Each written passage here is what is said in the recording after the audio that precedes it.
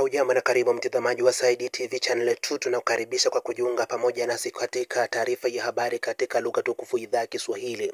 Msomaji ni mimi Sandra Heri. Tunaripoti jijini Kinshasa ikiwa makao makuu ni Australia. Tukujie na habari zilizokuwa mezani. Msikilizaji, naamini kuwa utazidi kutukopa sikio.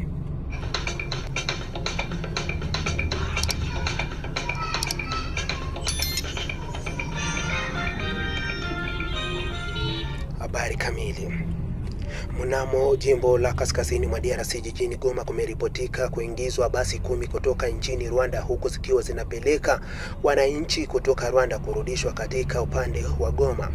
Baadhi ya hesabu ya wakazi wa Goma walisema kuwa basi 2 ndo zilikuwa zimeleta wakazi waliotolewa huko Rwanda, wakiendelea kudai kuwa walikuwa wakimbizi wa Kongo. Baada ya miaka 9 kupita, wamerudishwa katika jiji ya Goma badala ya vita kupungua kutokana na madai ya Rwanda.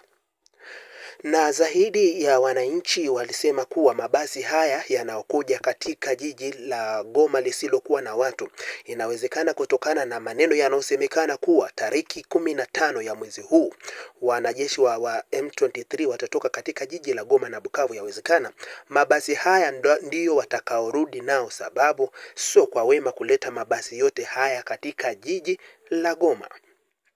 Tufuatilie baadhi ya videos na wakazi wa pande hizo wakiwa wanajadili kuhusiana mabasi hayo yaliyo wasili jijini Goma. Bankotanyi banaanza leta bandugu yabo muma bisi ya mrefu.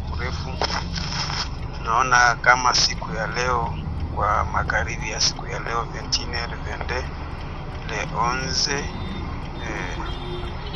mercredi ya mwezi wa 6 2025. Kwa hiyo wanaanza leta ni vitu vyenyewe walitayarisha zamani depuis 2009. Njo Hippolyte Kanambi Kazemberere alitafuta leta bandugu yake, na njo mavita zenye walikuwa wanakugombana. Njo maana niko naambia bandugu zetu venye yuko wanaenda jiunga na Bankotanyi. Favere haiko kwao. Favere ni ya kwa Bankotanyi. Ile njo mjue kila mkongomani. Kama bandugu yenye wanaenda jiunga, kama bandugu yenye viko wanafama desordre ya kujiunga, baone sasa hizi mabisi zinaanza kuya. Mabisi zinaleta Bankotanyi banakuwa kama mapei voisin. Kila Nkotanyi mwenye iko kama anaweza patikana hata mwa hii group, wala anaweza kuwa kuna ndugu yake ni Nkotanyi, huyu anaweza kuwa na ndugu yake mwalisha jiunga. Bandugu, a partir ya le 15 kila Nkotanyi mwanajua iko Nkotanyi. Labda tu kwa jua na kwa werevu Kabila alifanyaka akawasaidia, akakuwa anatuma mashini zetu nauza na njo zenye wazungu wanawapatia. Ndio kwa najikuta wale Bankotanyi nao yuko na makarti. Yenye takuwa tusaidie, hatutakuwa sahau. Ifo Bankotanyi tutabakata mapua, wala nyinyi peke mnashikata mapua, ndio tusikwe na watambu. Hatutasahau. Hatuweza tukasahau yale yote yenye mnaweza mkafanya na kujifanya kama nyie muko Bakongore. Na mgao yake na madrapo za Zaire muko nazo, na madrapo za Kongo DRC zote muko nazo, lakini hatutawasahau. Hatuwezi wasahau. Hakuna mwenye anaweza akasahau jirani yake. Asema mtatupotelea bongo jamais.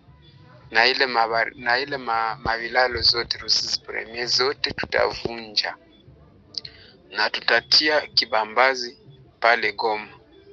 Ndio niwaambie vile Bankotanyi, lekeze mkatale muitike, mnapashwa murudi. Meeting zemuko mnafanya ni kutaka muishe tu bandugu yetu, ni distraction. Hakuna meeting zemutafaa tena. Siku zenyu zilishaenea Bankotanyi, siku zenyu zinaenea. Muende na Yesu, na mimi najua kama tena siku mtarudia mtatayarishaka ingine jini. haitakuwa tena M23, mtakuwa tafuta ingine njia. Maraba amutapata njia. Tulishawatambua, tulishayua kama Hippolyte Kanambe Baba Sifa naye ni Ngotanyi.